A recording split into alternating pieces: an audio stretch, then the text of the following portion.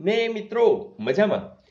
મિત્રો આપણે ડેપો મેનેજરની અગાઉ જે પરીક્ષા લેવાની જીએસસી એસસીએલમાં એમાં રિઝનિંગના સમમાં નજર કરીએ છીએ અને તમે જોતા હશો કે બધું સહેલું લાગવા માંડ્યું છે હે ને કે એક ખાસ કોડમાં બિલ્ટ ને આવી રીતના લખાય અને ટ્રાઇબ ને આ રીતે લખાય તો એ કોડમાં રૂલ કેમ લખાય. મિત્રો તમને ખબર જ છે કે આમાં તમારે BUILT એની નીચે જે છે ને આપણા પાંચડો છે, પછી આવું છે, પછી તગડો છે, બગડો છે, ના છે, બરાબર.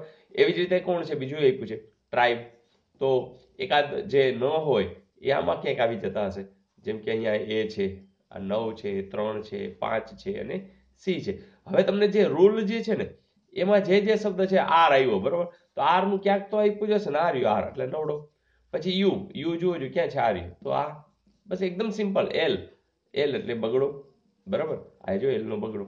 અને ઈ એટલે સી લ્યો. જોજો 9 આ સ્ટાર બેકગ્રાઉન્ડ હા તરત કે સર આ રહ્યું. તો કદાચ ત્રીજા ચોથા વાળા પણ કરી શકે એવી વાત. તો ઘણી વખત આપણે ગભરાઈ જઈએ કે આ શું છે આટલા બધા સંકેતો, પણ એવું કશું કંઈ હોતું નથી. કારણ કે હવે તમે એનડીસી પરિવારમાં છો અને તમારી પ્રેક્ટિસ જોરદાર થઈ ગઈ છે. તો જે લોકોની પ્રેક્ટિસ જોરદાર થઈ જાય એને કોઈ રોકી શકે નહીં. એની સ્પીડ પણ થાય, માર્ક્સ પણ પૂરા મળે. જોઈએ નેક્સ્ટ. મિત્રો મસ્ત ક્વેશ્ચન છે કે કેરીનું વૃક્ષ કેળાના વૃક્ષથી ઊંચું છે, ખજૂરનું વૃક્ષ કેરીના વૃક્ષથી ઊંચું છે, સફરજનનું વૃક્ષ નાળિયેરીના વૃક્ષથી નાનું છે, કેળા અને નાળિયેરીના વૃક્ષ એક સરખા ઊંચા છે, સૌથી નાનું વૃક્ષ કયું છે? મિત્રો આમાં કંઈ ન હોય, તમે શું કરશો? કેરીનું વૃક્ષ કેળાના વૃક્ષથી ઊંચું છે. કોનું? કેરીનું. આ કેરી. કેરીનું વૃક્ષ કેળાના વૃક્ષથી ઊંચું છે. આ કેળાનું કરી નાખો, આ કેળા થઈ ગયું. જોજો આ વૃક્ષ ઊંચું છે. આ આપણે સેમ રાખતા જશું, બરાબર બરાબર. તો હા, ખજૂરનું વૃક્ષ કેરીના વૃક્ષથી ઊંચું છે એટલે ખજૂરનું વૃક્ષ કેરીથી ઊંચું છે એટલે આપણે ચાલો આ ખજૂર, રાઈટ. તો ખજૂરનું વૃક્ષ કેરીના વૃક્ષથી ઊંચું છે. સફરજનનું વૃક્ષ નારિયેળીના વૃક્ષથી નાનું છે. હજુ કંઈક છે જ નહીં, પણ એના આગળ કંઈક કીધું હશે. કેળા અને નારિયેળીના વૃક્ષ એક સરખા ઊંચા છે. તો કેળા તો એટલા જ ઊંચું કોણ છે? તો કેળા અને નાળિયેરી. એટલે આ જો બે સરખા છે ઊંચા. તો આ શું થયું? નાળિયેરી.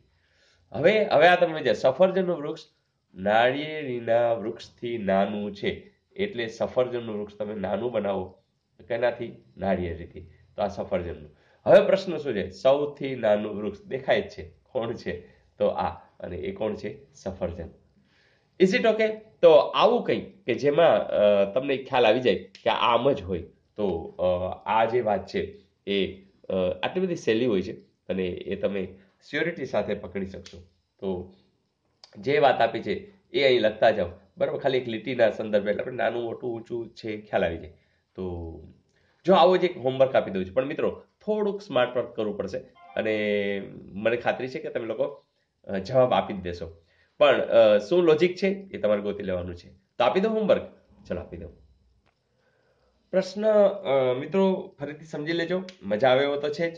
એ બી થી મોટો છે, સી એ થી મોટો છે, ડી બી થી મોટો નથી. તો નીચે આપેલા નિષ્કર્ષમાંથી કયો નિષ્કર્ષ કાઢી શકાય? એ અને બી સમાન છે, બી અને સી બંને સમાન છે, સી અને ડી સમાન છે, ડી અને બી બંને સમાન છે. તો મિત્રો મને ખાતરી છે કે તમે 100% આનો જવાબ આપી દેશો.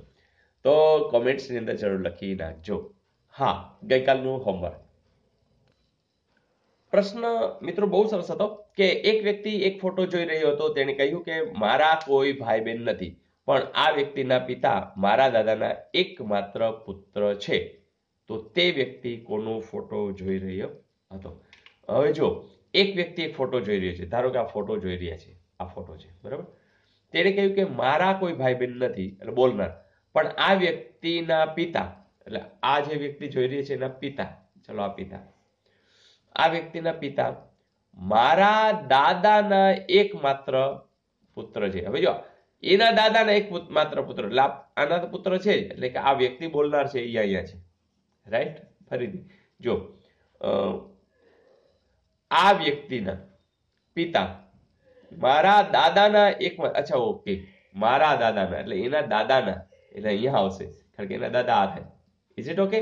જો એક નાની નાની વાત હશે પણ સમજતા જશો તમને ખ્યાલ આવી જશે કે જો હવે બોલે છે એ બરું ક્લિયર છે કે આ વ્યક્તિ બરોબર એની આ વ્યક્તિના પિતા મારા દાદાના એકમાત્ર પુત્ર છે, એટલે બોલનાર આ છે અને આંગળી જે ચિંધે છે આ ફોટામાં એ પણ ઈ જ છે.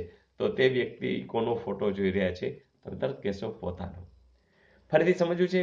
જો એક વ્યક્તિ એક ફોટો જોઈ રહ્યો હતો, તેને કહ્યું કે મારા કોઈ ભાઈ બહેન નથી, એટલે આને કોઈ ભાઈ બહેન નથી, બરાબર, એટલે કે ભાઈ હોય તો એનો પુત્ર બીજા પણ થાય, પણ આ વ્યક્તિના પિતા, એટલે આ વ્યક્તિના પિતા એટલે આ મારા દાદાના, એટલે બોલનાર છે એના દાદા, એના એકમાત્ર પુત્ર છે, એટલે આને પણ બીજા કોઈ છે નહીં, એટલે માત્ર આ જ. તો આખી વાત ક્લિયર છે. તો તે વ્યક્તિ કોનો ફોટો જોઈ રહ્યા હોય? તો એ પોતાનો જ ફોટો જોઈ રહ્યા હોય. તો ઘણા બધાનું આ સાચું છે અને એ બિલકુલ તમે લોકો હવે આ વાત પકડી લીધી છે. તો મજા કરતા જઈએ, પણ હા, કોમેન્ટ્સ લખતા રહેજો અને તમારા મિત્રોને શેર કરતા રહેજો. આવજો.